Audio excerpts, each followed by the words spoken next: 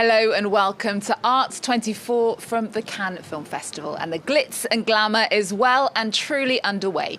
Here are some of the stars, including Meryl Streep and Jane Fonda, who've been gracing the red carpet so far.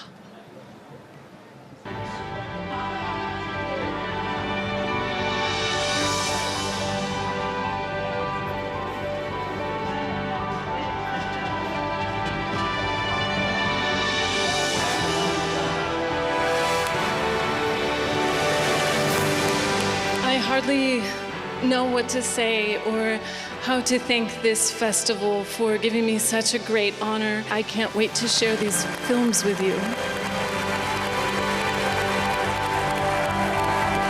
Je déclare le 70e Festival de Cannes ouvert. And among the familiar faces you just saw was the director Greta Gerwig. The filmmaker who made the blockbuster hit Barbie is the president of this year's jury. Along with 8 other talents from the world of film, she'll decide which competition movies get this year's prizes. Andrew Hillier tells us more about this impressive artist. Last year, if you happened to live on planet Earth, you probably heard of the film Barbie by Greta Gerwig. But before we get to that, Greta was born in Sacramento, California. So cool. She was educated at a Catholic school for girls, There's enough material here for a lifetime of social work. where already she dreamed of becoming an actress. But she started behind the camera as part of Mumblecore, a movement promoting independent films. I fix it! In 2010, now in front of the camera, she starred alongside Ben Stiller. I mean, you seem really fine doing nothing. He's really plunged in with everything he has. Greenberg's director, Noah Baumbach, would become her partner. In Damsels in Distress, directed by Whit Stillman, she sets out to revolutionize campus life. So trying to make a difference in people's lives, and one way to do that is to stop them from killing themselves. Violet Wister is an idealist in a world full of pessimists. She grew up a huge fan of Woody Allen, who in turn asked her to play a role in his romantic comedy To Rome with Love. Something, isn't she?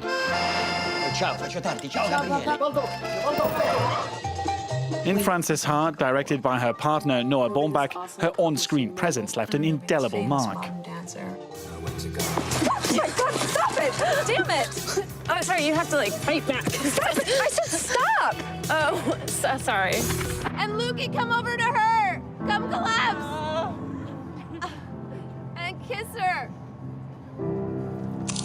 Recognition for her directing finally came in 2017, when she got her first Oscar nomination as Best Director for Lady Bird. You know, with your work ethic, just go to City College and then to jail, and then back to City College, and then maybe you'd learn to pull yourself up and not expect everybody to do everything. In New England's majestic forests, she adapted a literature classic for the big screen. Little Women starred an icon of cinema, Meryl Streep, and Frenchman Louis Garrel.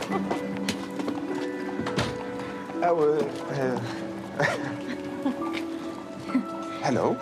When I reread the book when I was 30, and I hadn't read it for about 15 years, I was struck by how modern it was. Do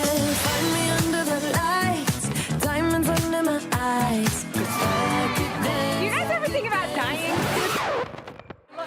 From one feminist icon to another, her film Barbie, with its $145 million budget, went on to smash box office records. I want to give people and girls a sense of you're okay and you have value just as you are. It is not something you earn or you need to achieve. She may have come away empty-handed for her film at the Oscars, but with box office takings of $1.4 billion, it's no surprise that Netflix would turn to her to adapt The Chronicles of Narnia by C.S. Lewis. Greta Gerwig, a queen of Hollywood blockbusters at the age of 40, is just as comfortable flaunting her bohemian personality. All that's left to find out is the impact that'll all have on May 25th, when the winner of the Palme d'Or is revealed.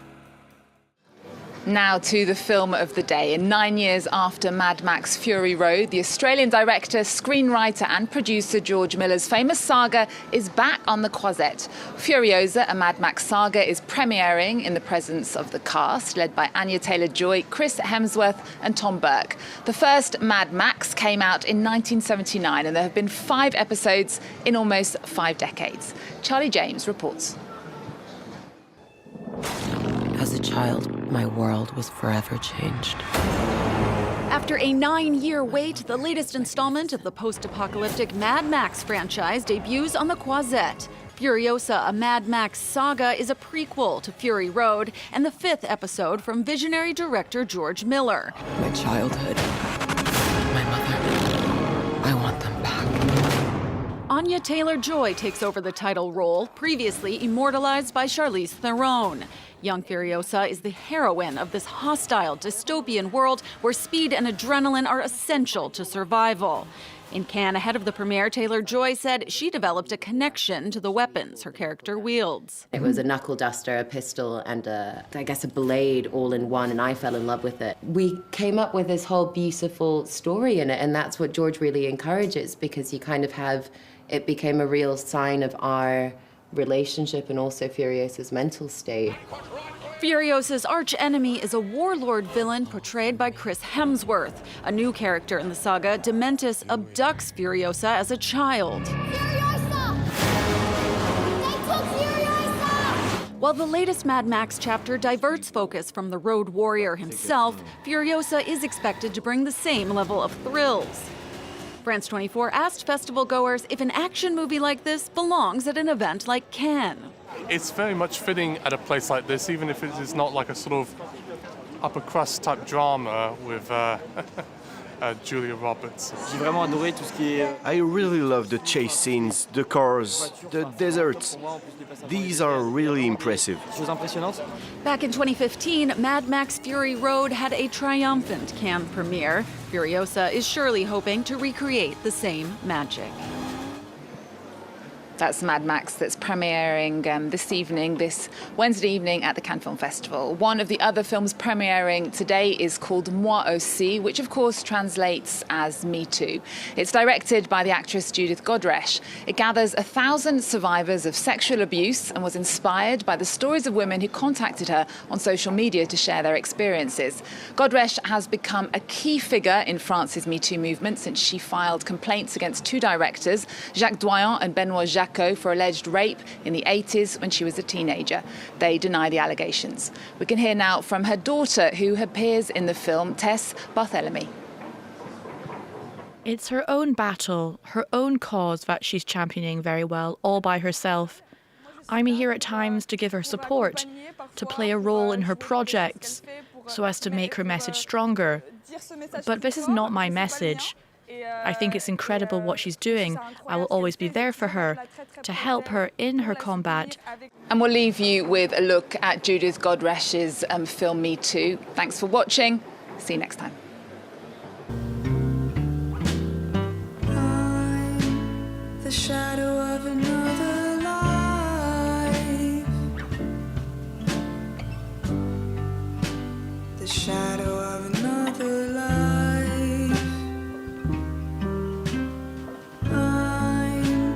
The shadow of another life. The shadow of another